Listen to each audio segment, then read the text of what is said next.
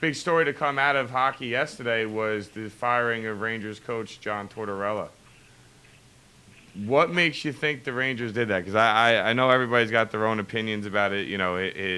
His attitude and, the fact that he, known for his brash style with his players. And there's actually something else that came out this morning. Fife, I don't know if you know this, but I was listening to Boomer and Carton.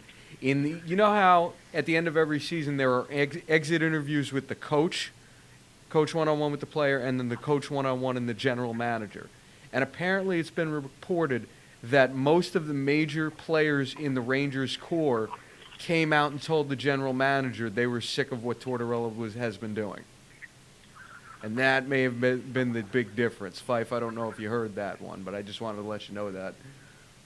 Well, I mean, that's interesting, to hear, because I didn't hear that, but it's interesting to hear that because he's not, I mean, he's the opposite of a player's coach. He's a disciplinarian. He's going to make them, they got to get things done, and he's going to make them work.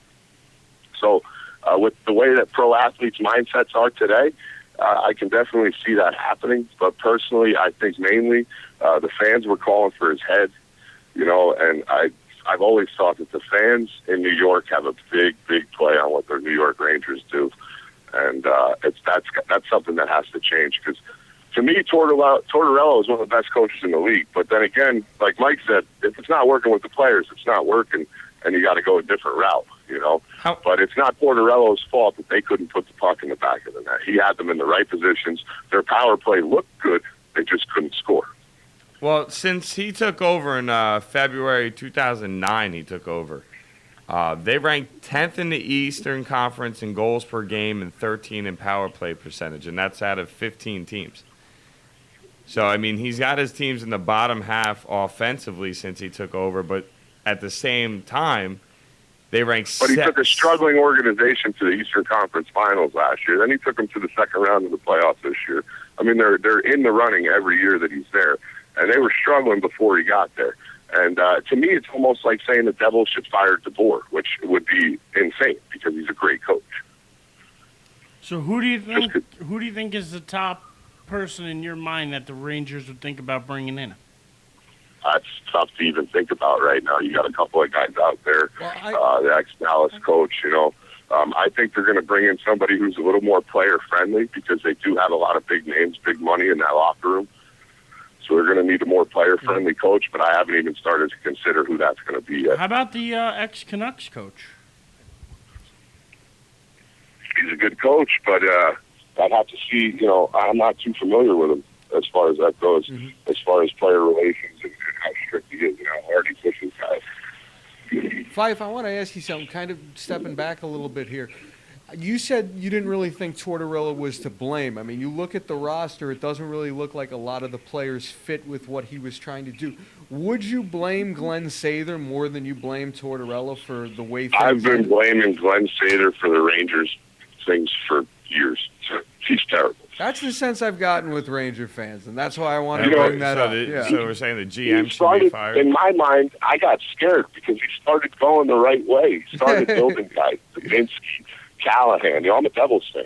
So when I started to see these guys come up through the system, I was and produce for them, I was like, oh man, they're going the right route now. And then they off Davinsky, they get rid of these guys.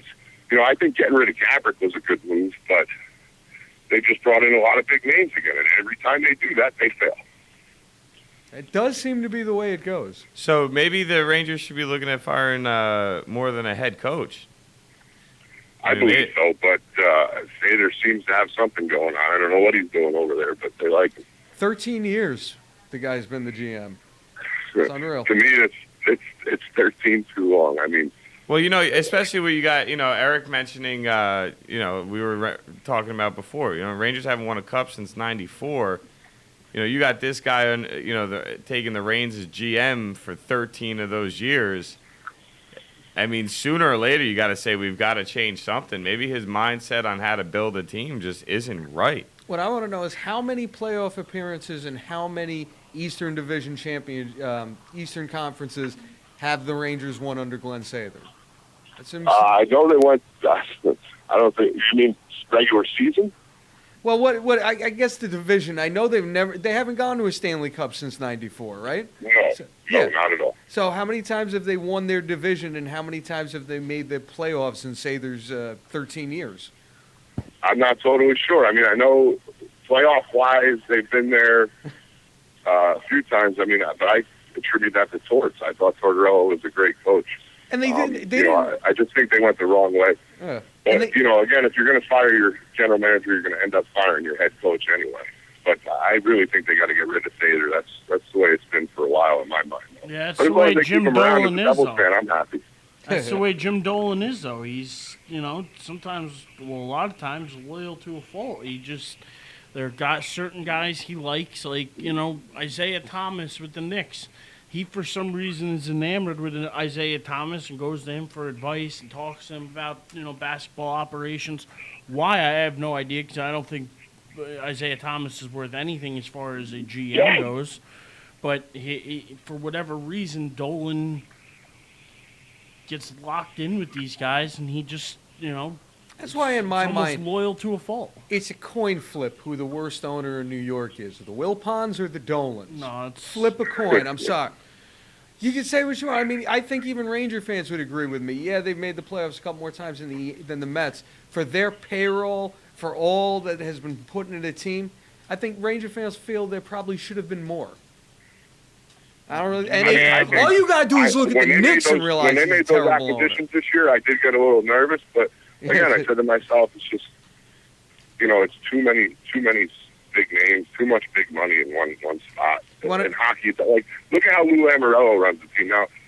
The Devils may not have been as successful over the last 5-6 years as we're used to as Devil fans, you know, from like the mid '90s on. But Lou Lamoriello, when he loses a big name, he always finds a way to replace it and replace it cheap, right? And then he can work that salary cap. Right now, they're handcuffed with the Kovalchuk deal, so now he really has to replace it cheap. And I think he was relying on his skill set to be able to do that a little bit too much. But you know, it's almost like the guy plays Moneyball, and it works. It does. Hey, listen, last 13 years, I don't think it's a stretch to say the Devils have been more successful than the Rangers over the last 13 years.